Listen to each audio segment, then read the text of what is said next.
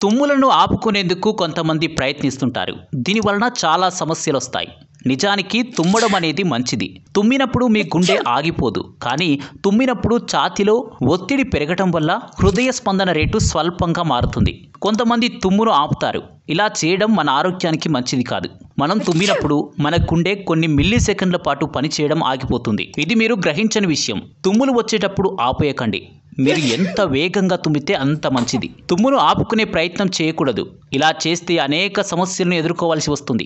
గుండె సంబంధిత ఇబ్బందులను కూడా ఎదుర్కొంటారు. తుమ్ము వచ్చినప్పుడు నోటిని, ముక్కును గట్టిగా మూసుకుంటే గొంతుపై ఒత్తిడి 40% పెరుగుతుంది. దీంతో అతని గొంతులో రంధ్రం ఏర్పడే అవకాశం ఉంటుంది. మీరు తుమ్ము ఒత్తిడిని అడ్డుకుంటే మీ మెదడు, కళ్ళలోని రక్తనాళాలు చీలిపోవడానికి కారణమవుతుంది.